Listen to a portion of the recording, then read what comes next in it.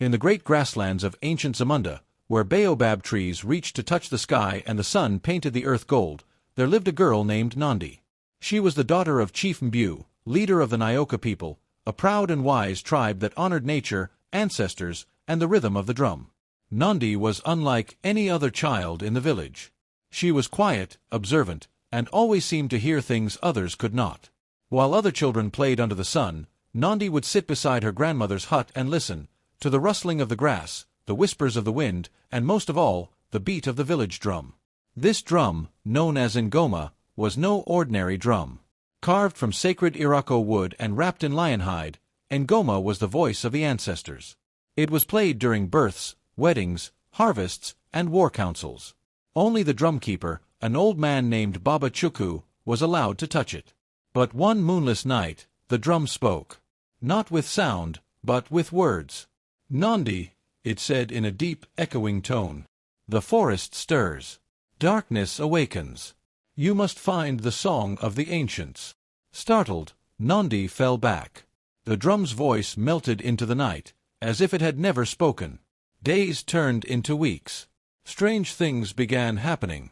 First, the river that flowed through the village turned murky and bitter. The animals stopped drinking from it. Then the crops withered, even as the rains fell. Finally, the drums stopped working. No sound would come from any drum in the village. The elders grew afraid. "Someone has angered the spirits," they said. The villagers whispered that a curse had returned, the curse of the hollow tree, an ancient evil sealed long ago by the first drum makers. If awakened, it would devour sound, song, and soul. Nandi knew then what she had to do. She remembered the drum's words, "find the song of the ancients." She went to her father and grandmother, telling them what she had heard. Chief Mbu looked into her eyes and nodded slowly. "You are chosen, my child," he said. "But your path will be perilous."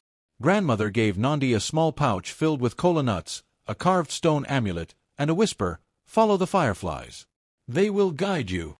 And so, before dawn, Nandi set out. The forest was ancient, older than memory, older than story. It pulsed with silence so thick, even the birds refused to sing. But Nandi was not afraid. She followed the glowing trail of fireflies, each light a spirit of those who had gone before. Along the way, she met strange and magical beings. A leopard with eyes like stars who tested her courage by asking her to walk across a log over a roaring river.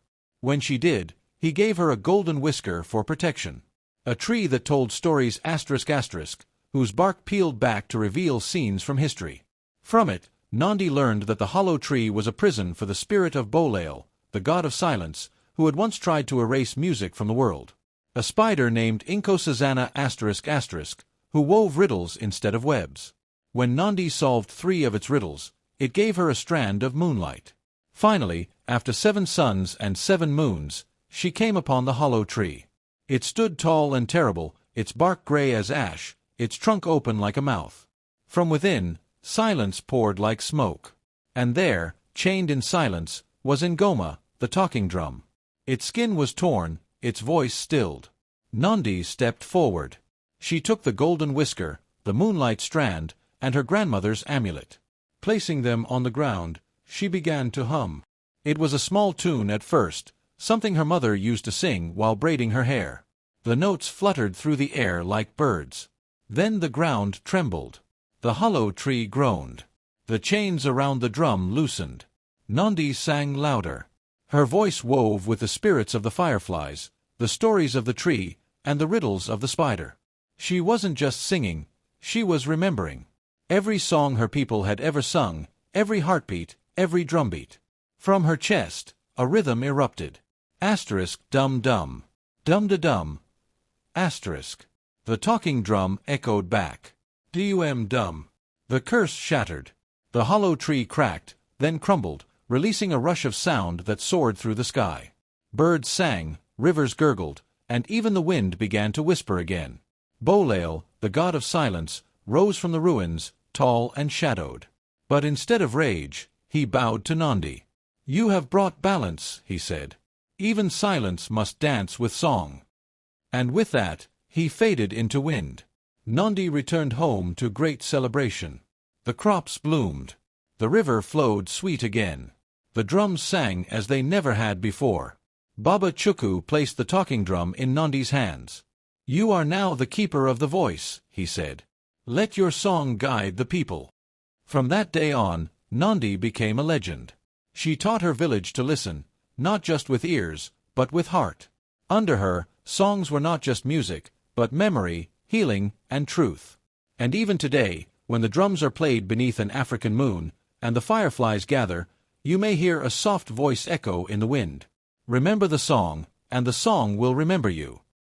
1 year later, the sun rose gently over the savannah, painting the skies with hues of orange and gold. The Nyoka village was thriving.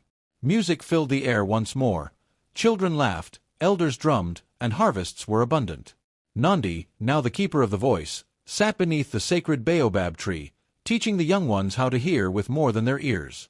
"Close your eyes," she would say, "and feel the rhythm beneath your feet. Every stone, every tree, every breeze carries a song."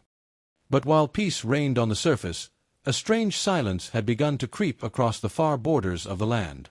Hunters returned with tales of animals fleeing westward. Birds flew in odd circles and would not nest near the whispering hills. And one morning, the talking drum, Ngoma, spoke to Nandi again. "The stones are waking." She froze. "Which stones?" she asked aloud. "The ones that remember. The ones that we buried." That night, Nandi dreamt of the old days, long before her village, long before even the first drums.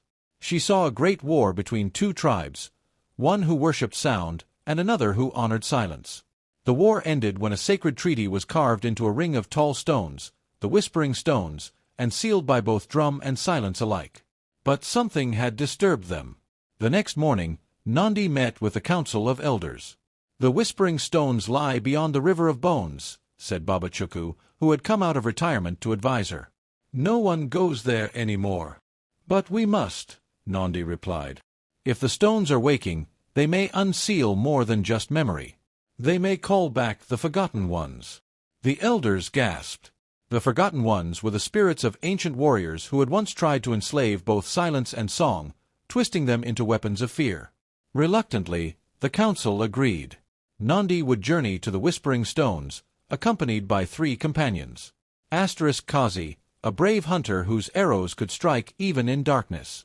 Zubri, a healer whose chants could calm storms and cure venom. Tima, a clever orphan girl who spoke to animals and was said to be protected by a wind spirit.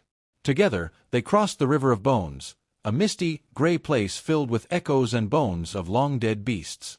But the river parted for them, responding to the beat of Ngoma strapped to Nandi's back. Beyond the river, they reached the Valley of Whispers, where the stones stood in eerie silence, tall as trees and carved with glowing marks. Each stone hummed faintly, like the memory of a forgotten tune.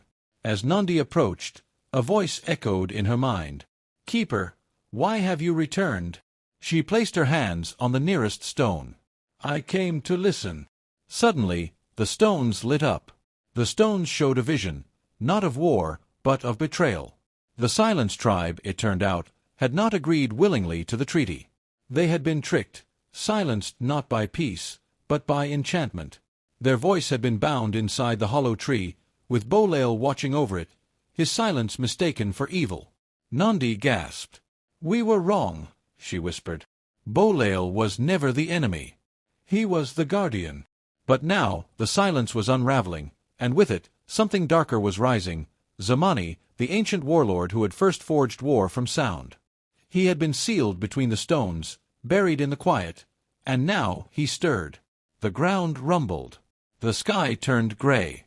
"The drums woke me," came a cold, deep voice. "Now I shall unmake them." Zamani began to rise, forming from shadow and dust. A monstrous figure with a crown of thorns and a body of shattered drums and broken flutes. Kazi readied his bow. Zubri began a protective chant. Tima whispered to a hawk, which flew off in warning. But Nandi stepped forward. "No," she said. "This fight is not with weapons." She sat before Zamani. She placed Ngoma on her lap and began to play, not a song of war, but one of sorrow. of misunderstanding, of silence misunderstood and sound misused. Zamani stopped. He tilted his monstrous head. "You mourn me?" he asked. Nandi nodded. "You lost your way because we lost our harmony. But I remember now. Silence and song must walk together, not apart." She beat the drum again, once for song, once for silence. Dumb. Dumb. Sure. The stones joined her, humming. The sky cleared.